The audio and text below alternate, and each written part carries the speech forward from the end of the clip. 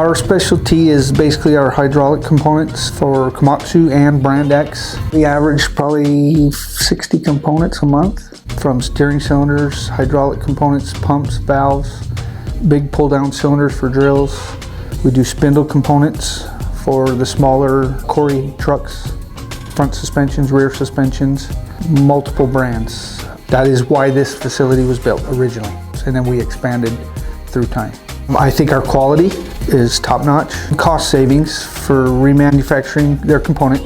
Our goal is obviously to keep it less than 50% of new, less downtime. Everything is done in-house. We do hard chroming on all our rods, suspensions. We do our in-house work for our components, and we also do work for customers outside that just bring the chrome product to us.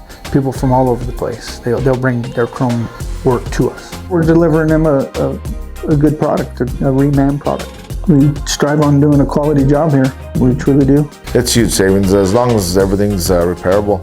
You know, nothing's damaged. Pretty much they can remanufacture everything. As far as customer service, good, quality, friendly.